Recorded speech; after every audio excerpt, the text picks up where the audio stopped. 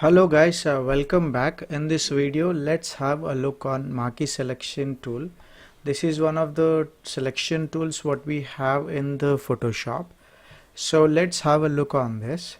So if I just click and hold on this tool, it will generally show up all the list of the tools which we have here. So we have rectangular marquee, elliptical marquee, single row and single column marquee tool. Okay.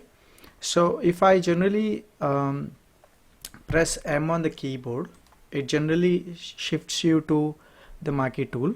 But if I press Shift M, it cycles between the two tools. One is the elliptical and another one is a rectangular tool. Okay. What all tools will be cycled can be seen here. Single row and single column doesn't have M on the side, whereas rectangular marquee tool and the elliptical marquee tool has got M here. So when I press Shift M, it cycles only between that two tools. Okay. So let's start with the rectangular marquee tool. So I just select the tool and then just click and drag here in the canvas, and you're getting a dotted line which is cycling, which is like sort of moving. Okay. This area is selected. Now the selected area can be filled with certain things, and it can be copied, it can be pasted, you can do a lot of things. So first thing is, how do I fill this? You have this tool called paint bucket tool. You can select that. The foreground color can be filled in that. Okay.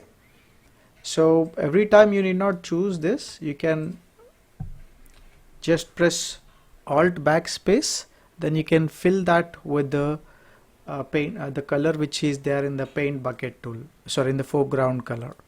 So if I've got this blue, press Alt backspace, it will fill with that. Okay. So if I want to move this particular selection, when you are in the marquee tool, you just need to place your cursor inside the selection and then just you can move it like that. Don't do when you are in the move tool. Okay. Now what happens if you do like that? I'll show you it in an image. Okay. So I've got the selection tool, and then I'm just moving it, and you should be able to see there's no effect in the background picture while I'm in the marquee tool.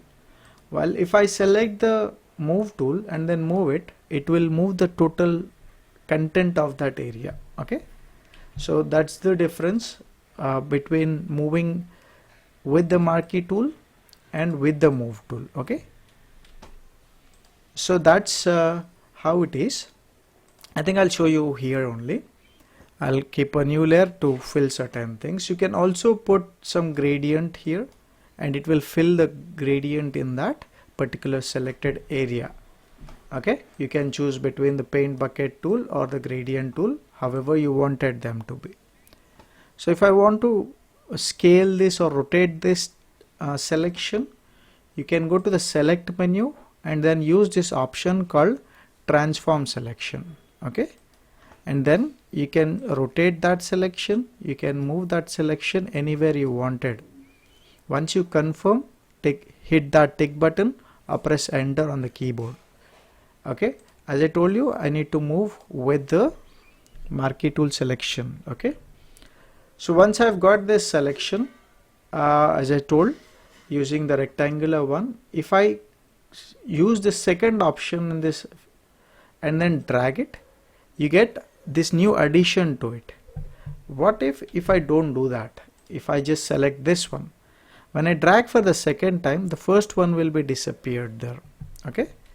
So you can hold Shift to actually add the selection. Instead of selecting this one like that, you can hold Shift and then add as many as points you wanted to be there. Okay. So if I'm holding Shift, you could see my cursor is getting that plus sign there. Okay. When I'm holding Alt, I'm getting the minus sign, which means I can use this one. Okay. So it is subtracting from the selection. Okay.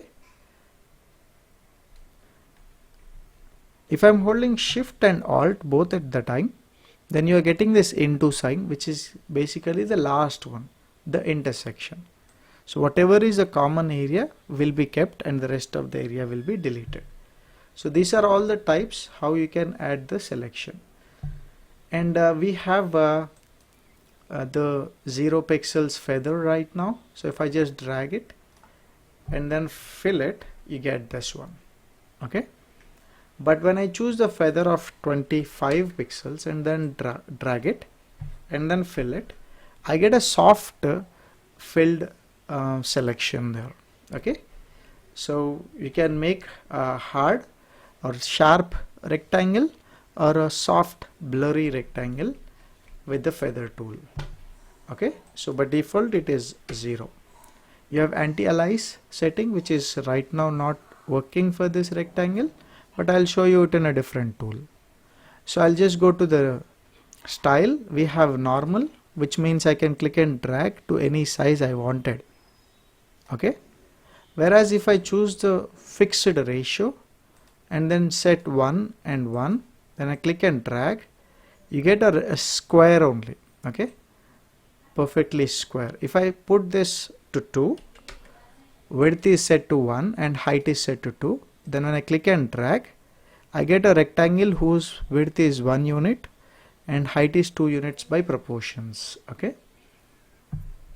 Then we have fixed size. Okay.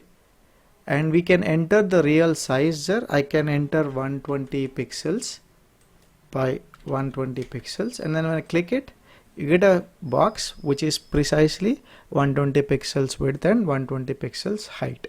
Okay. So that's how you can generally create. And then we have the elliptical marquee. You can use that, and you should able to see anti-aliasing is on right now. Okay. So let me delete this layer and then create a new one and then create a elliptical marquee there. Okay. Now once I've done that, I'm going to fill a color in it. Okay. And then press Ctrl D, and I'm selecting Ctrl D, or I can alternately say deselect, which will deselect these pixels. Okay. And when I zoom it, you could able to see that edges. I'll just try to explain this in a different document. So I'm taking a document with 600 pixels by 600 pixels. Okay. Then I'm taking the elliptical marquee, or maybe I'll be using a lasso tool. Just pick a very bright color and then just draw it. Okay. For convenience, I'll just be drawing this. Okay, like that. And then you could see this anti-aliasing is on. I'm filling it. Okay. Now I'll just switch this off and then draw it like that. Now if I just go closer, zoom it in, there is some light colored pixels which are trying to blend with the background there, whereas this one is not having that light colored pixels. So when I zoom out, okay, this looks soft and this looks jaggy because it's only filling the pixels precisely, and the next pixels are not sort of blending with the. So here, to get the blend, it's giving the lighter color and then lightest color as it's going outside, and this is making it look very different. Okay. So anti-aliasing should be always on when you're creating this. So while I'm doing this elliptical, okay, and then when I'm switching off and switching on, the anti-aliasing can give me completely different result. Okay. So that's the difference between these two features. Okay. So you have the elliptical here. The next thing is we have the single row. Okay, you have feather and nothing else here. Just click and then fill it. Then you should be able to see you got a line there. When I just choose single column, just click there, you get a line. So anytime you want to draw quick straight lines, vertical and horizontal, you use this tool, which it will be greater help. There are alternate ways to do that, but this is one among them. So this is the selection tool in which specially we are talking about the marquee tools. So we have this file we got back here. So in this, when I'm dragging a selection, okay, let me put it to normal. Okay, we have this selection here. As I told you, I can I just select this particular thing, and we have this selection, and when I'm filling this, okay, I get a selection filled like that. So what I need to do is I can go to the select menu, modify, and we have a lot of options here for modifying this selection. So we have border option. I'll set the border value to 10, and then when I fill it, you get a border there. Okay, then we have a smooth tool, and I'm entering a value of 50, and when I apply this and then smooth, it's making a round corner. Okay, and I'll go to the modify. We have expand option. For better understanding, what I'm going to do is I'm going to fill this color, okay, and then I'm going to take a new layer, okay, and put that layer behind for better convenience, and then choose a different color here. Okay, now let's expand this, okay, by 25 pixels, and you should able to see there is expansion, and I'm filling this with the green color, which is actually falling behind the red, and you're getting that nice border effect. It's not to how I'm creating the border, but I'm trying to show how much it has expanded. Okay, so I'll be choosing the select menu, and then I use this contract tool, which will contract this by almost 30 pixels. I'll just select it more. Okay, this time I'm going to choose another layer, and I'm going to fill it, and you should able to see the outer green color, or let me choose a different color for convenience. The red color was the original selection, the green color was expanded by 10 pixels, and the blue color was contracted by 30 pixels. So I can contract or expand the selection. You might be asking, can't we scale it?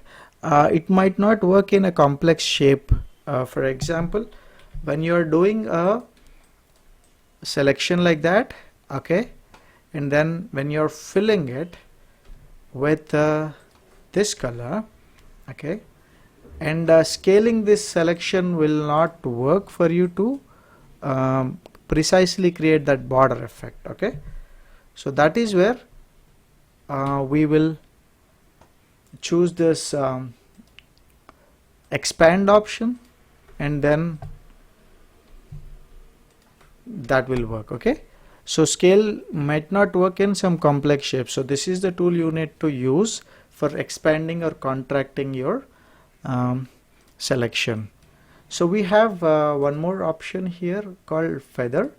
You can use shift fx or function key 6, shift plus f6. You can choose that to get that feather, and increasing the feather value of 25 generally blurs out this selection. You should able to see that. I'll hide everything, and you get that blurred effect. Okay, on top of that I'm putting the green, and then red, and then blue. So this is basically the selection tools for you, and then the way you modified it. So I'll delete all of them. Okay, as I told you, if I select anything, that selected area can be affected with something.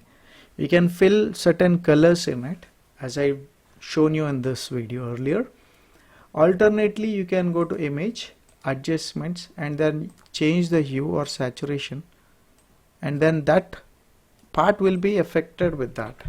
So you're modifying that area just by selecting that. Okay, so there are other ways you can generally use this selection tool.